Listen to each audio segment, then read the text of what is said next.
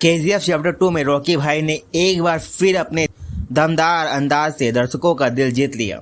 लेकिन अगर रॉकी के बाद किसी एक किरदार की सबसे ज़्यादा चर्चा बटोरी है वो है अधीरा, एक ऐसा विलेन जिसकी एंट्री ने पूरे केजीएफ साम्राज्य को हिला डाला। लेकिन आखिर अधीरा था कौन और क्यों उसे केजीएफ यूनिवर्स का सबसे खतरनाक विलेन माना जाता है, आइए जानते हैं।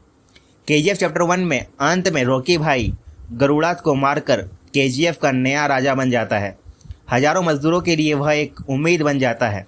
लेकिन रॉकी की जीत के साथ एक नया खतरा पैदा हो जाता है, वह था अधीरा। अधीरा गरुड़ा का चाचा था और केजीएफ साम्राज्य के असली वारिसों में से एक माना जाता था। वह सिर्फ ताकतवर नहीं था बल्कि बेहद चालाक और निर्दयी था। फिल्म में दिखाया गया है कि अधीरा का किरदार पुराने विकिंग योद्धाओं से प्रेरित है। विकिंग अपनी बहादुरी, क्रूरता और युद्ध कौशल के लिए जाने जाते थे। यही गुण अधीरा के व्यक्तित्व में दिखाई देता है।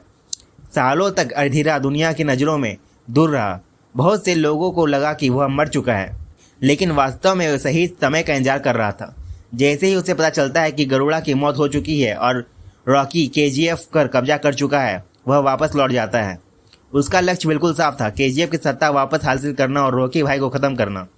अधीरा की पहली एंट्री ही दर्शकों के रोंगटे खड़े कर देती है। उसके चेहरे का डरावना लुक, सफ़ेद दाढ़ी, खतरनाक मुस्कान और शांत लेकिन भयावह अंदाज उसे बाकी सभी विलेन से अलग बनाता है। इस किरदार को बॉलीवुड अभिनेता संजय दत्त ने निभाया था। उस समय संजय दत्त अपनी गंभीर बीमारी से लड़ रहे थे, लेकिन इसके बावजूद उन्होंने अधीरा के किरदार को जान डाल दी। उनकी दमदार स्क्रीन प्रेजेंस से इस किरदार को और भी यादगार बना दिया। फिल्म में रॉकी और अधीरा के बीच कई शानदार टकराव देखने को मिलते हैं। दोनों ही बेहद ताकतवर, दोनों किसी से डरते नहीं, लेकिन दोनों की सोच में बहुत बड़ा अंतर है। रॉकी सत्ता चाहता है ताकि वह अपने लोगों की रक्षा कर सके और अपने सपनों को पूरा कर सके। वहीं अधीरा सिर्फ शक्ति और नियंत्रण के लिए लड़ना चाहता है। उसके लिए लोगों की ज़िंदगी की कोई कीमत नहीं है। यही वजह है कि दर्शक रॉकी को हीरो और अधीरा को एक खतरनाक विलन के रूप में देखते हैं। फिल्म के अंत भाग में दोनों के बीच जब ज़बरदस्त युद्ध होता है, यह सिर्फ दो लोगों की लड़ाई नहीं होती बल्कि दो विचारधाराओं की लड़ाई होती है। एक तरफ रॉकी भाई होते हैं जो अपने लोगों के लिए लड़ रहे हैं, दूसरी तरफ अधीरा होता है जो केवल सत्ता पाने के लिए लड़ रहा है।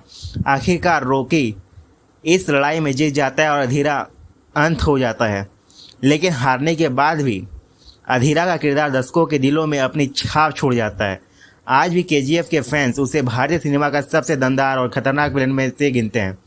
अब सवाल आपसे, आपके अनुसार केजीएफ का सबसे खतरनाक विलेन कौन था, अधीरा या गरुड़ा? अपना जवाब कमेंट में जरूर बताइएगा। अगर वीडियो पसंद आया तो लाइक, शेयर और चैनल को सब्सक्राइब करना मत भूलिए। धन्यवाद दोस्तों।